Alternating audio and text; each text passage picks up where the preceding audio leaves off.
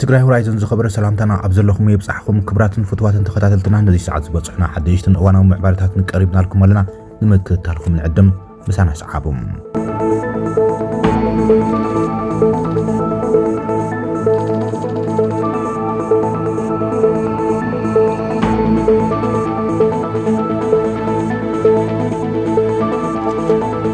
ተጋሩ አባላት TDF ኣብ ከተማ አዲስ አበባ ከም ዝተኣሰሩ ምምሕዳርታ ከተማ ገሊጾም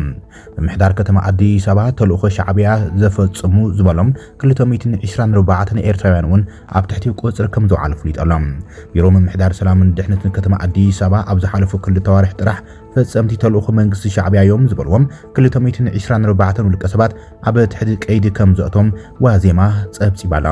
ብተወሳኺ ቤት ጽሕፈት ናብታ ከተማ ዝኣተዉ አባላት መኸተ ሓይልታት ትግራይ ዝኾኑ አባላት TDF ፋኖ ሸኔን ኣብ ትሕቲ ቀይዲ እእትወሉ ኺሎም ቢሮ ምምሕዳር ሰላምን ድሕነትን ነዚ ዝገለጸም ዝሓለፈ 23 መጋቢት ምስ መራሕቲ ዘፈር ሰላምን ድሕነትን ካብ ማእኸልን ወረዳታትን ኣብ ዘካይዱ ዘተይ ተባሂሎም ኣብ ቤት ጽሕፈት ከንቲባ ከተማ አዲስ አበባ ዝተሳለጠም እቲ ኣኺባም ትልሚ ሳልሳይ ርብዕ ዓመት ንዘፈር ሰላምን ድሕነትን ምምሕዳርታ ከተማም ንምትግባር ተገምጊሞሎም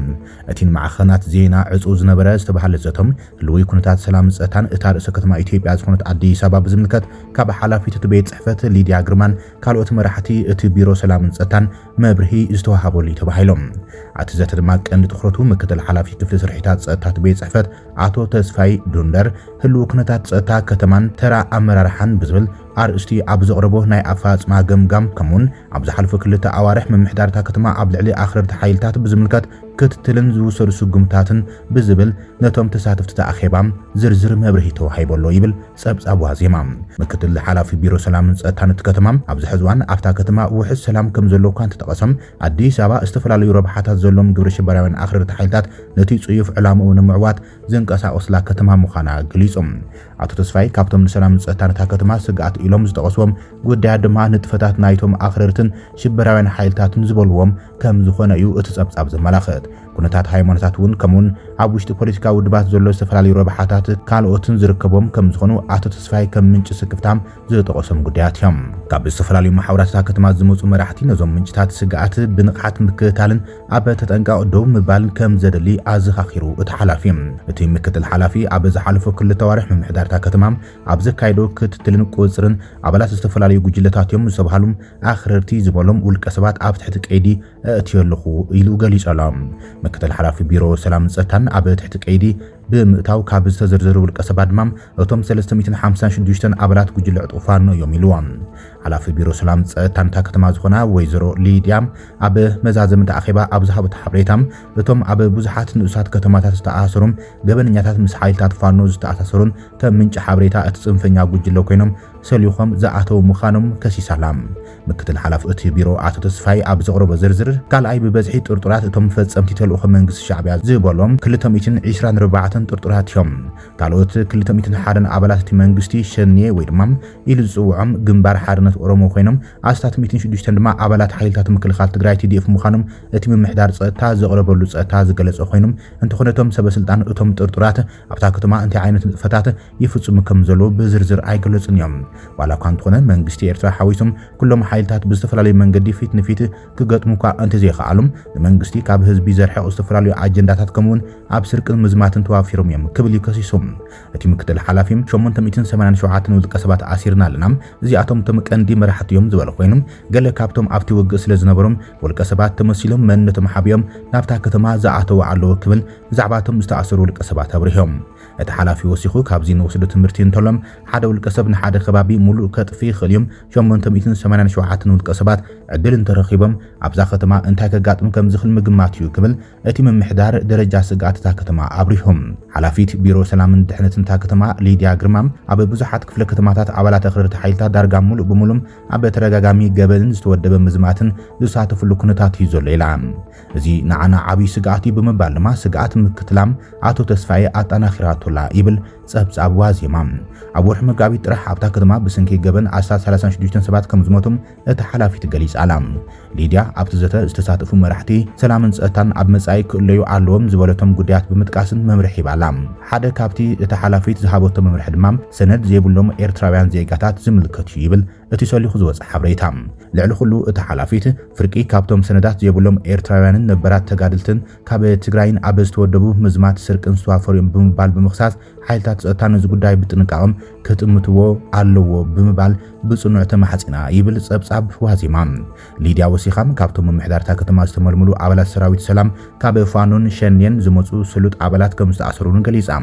ሊድያ ብተወሳኺ ማሕበራት ምምሕዳር እታ ከተማ ነዚ ምልመላ ኣብ ዘካይድሉ እዋን ቁኑዕነት እቲ መስርሕ ብቐጻሊ ክምርምሩ ኣተሓሳሲባ እቲ ዘተ ብተወሳኺ ንኣኽረርትን ግብረ ሽብራውያንን ሓይልታትን ብቅድመ ምትግባር ንህልው ስትራቴጂታት ዝርድእ ብቑዕ ኣመራርሓ ብምቕራብ ንዘሎ ክፍተታት ምምሕያሽ ከም ዘድሊ ገሊጻ ይብል እቲ ዋዜማ ካብ ፍልፍላት ሓበሬታ ምምሕዳር ከተማ ኣዲስ ኣበባ ዝበጽሕና ሓበሬታና ሎሚ ድሕሪ ቀትሪ ኣብ ዘርግሖት ሲና መንግስቲ ኢትዮጵያ ምስ መላፍንቱ መንግስቲ ኤርትራን ካልኦት ሓይልታትን ኣብ ልዕሊ ትግራይ ጆኖሳይዳል ኩናት ኣብ ዘካይድሉ ዝነበረ እዋን ኣብ ልዕሊ ተጋሩ ነበርቲ ኣዲስ ኣበባ ጅምላዊ ማእሰርቲ ስቅያትን ሙራስ ንብረትን የካይድ ከም ዝነበረ ኣይርሳዕን እዮም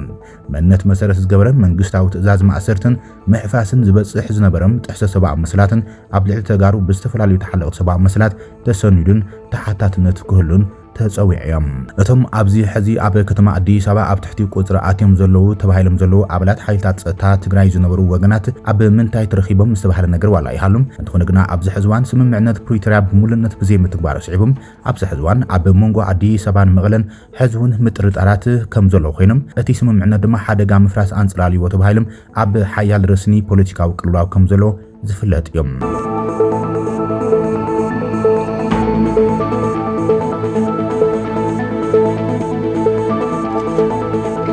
ሜታ ምስ ኩናት ኢትዮጵያ ብዝተሓዝ ኣብ ኬንያ ክኽሰስ ከም ዝኽእል ተወሲኖሎም ወናኒ ፌስቡክ ዝኾነ ኩባንያ ሜታ ብስንኪቲ ኣብ ትግራይ ዝተወልዐን ድሕሩ ናብ ክልላት ኣምሓራን ዓፋርን ዝለሓመን ኩናት ነይርዎ ብዝተባሃለ እጃም ኣብ ኬንያ ክኽሰስ ከም ዝኽእል ላዕለዋይ ቤት ፍርዲ ኬንያ ወሲኖሎም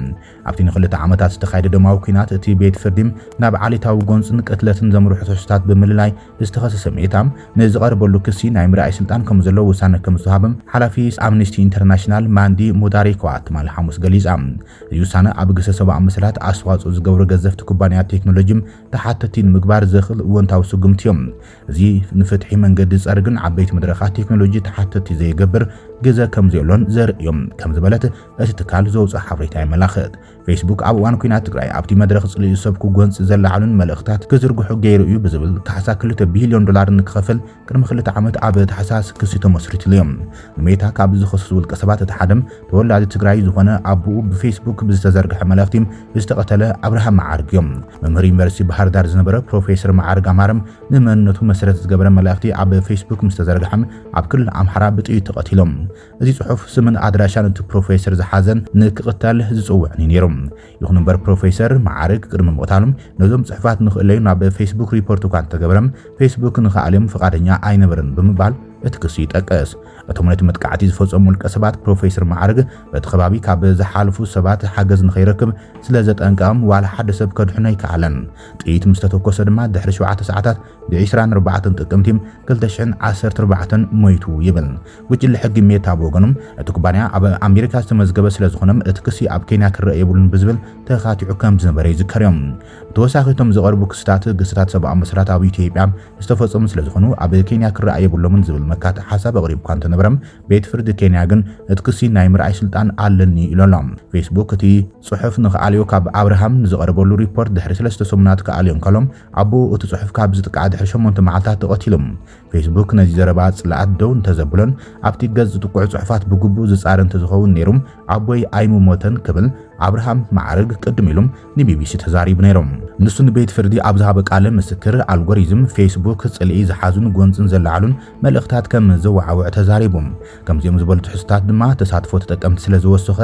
ዝወሰኹ ከምዘ አልዮም ገሊጾም ካልእ ከሳሲ ተመራማሪ አምነስቲ ኢንተርናሽናል ዝነበረ አቶ ፍስሐ ተክለ ብወገኖም ቅድሚ 2 ዓመት ኣብ እዋን እቲ ኩናት ኣብ ኢትዮጵያ ዝሰርሖም ዝነበሩ ጸብጻባት ሰብኣዊ ምስላት ብኢንተርኔት ሓያሎ መጥቃዕቲ በፂሕዎ እዮም በዚ ምክንያት ንድሕነቱ ከም ዝሰግእ ይገልጽ ካብ ክልቲኦም ኢትዮጵያውያን ብዝሰገረም ካቲባ ዝተባሃለ ትካል ተሓላቕ ሰብኣዊ ምስላት ኬንያ ኣብ ልዕሊ ሜታ ክስ መስሪቶሎም እዞም ከሰስቲ ኣብ ፌስቡክ ምስ ብዝተዘርግሑ ጽልኢ ብዝተሓዝዝ ንዝበጽሖም ጉድኣት ካሕሳ 2 ቢልዮን ዶላር ንክኸፍሎምን ኣብ ኣልጎሪዝም ፌስቡክ ለውጢ ክገብርን ይሓቶም ዋና ማሕበራዊ መራኸቢ ፌስቡክ ዝኾነ ሜታም ንቢቢሲ ኣብ ዝሃቦ ቃል ግን ኣብ ጉዳይ ውሽጢ ዓዲ እኹል ፍልጠት ዘለዎምን ሰሙያን ብምቑፃር ብዙሕ ተዛራቢ ብዘለዎም ቋንቋታት ኣምሓርኛ፣ ኦሮምኛ፣ ሶማልኛን ትግርኛን ዝልጠፉ ሕጊ ዝጥሕሱ ልጥፋት ናይ ምቁፃር ዓቕምናም ንምሕያል ንሰርሐልና ኢሎም ዋላ እኳ ኢትዮጵያ ካብ በዝሒ ህዝባ እትሕቲ 10 ሚእታዊት ፌስቡክ ዝጥቀም እንትኾነም እቲ ትካል ነቲ ሃገር ቀዳምነት ሂቡ ከም ዝሰርሕ ይገልጽ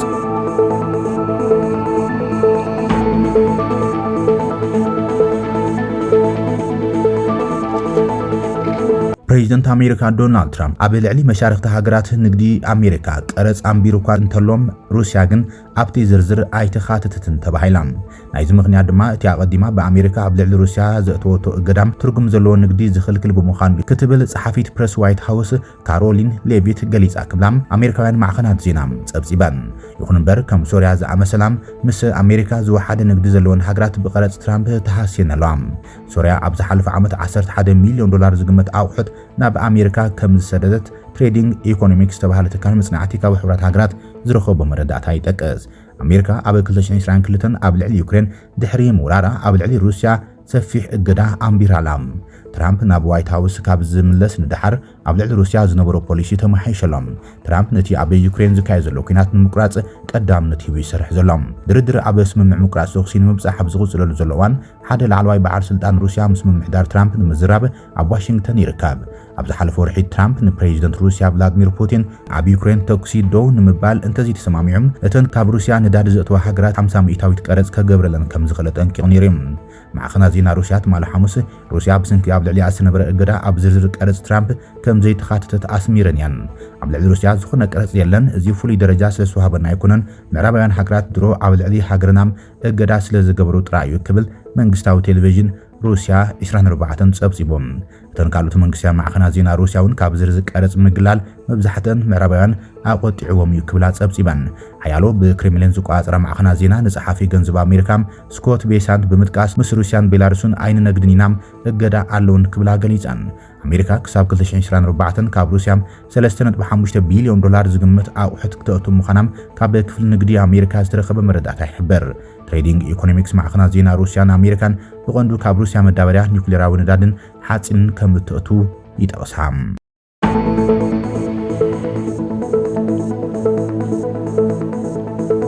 ክብራትን ፍትዋትን ተኸታተልትና ነዚ ሰዓት ዘተኣኻኽብናይ መሓደሽትን እዋናዊ ምዕባለታት ኣብዛዚምና ንምክትታልኩም ነመስግን ሰላም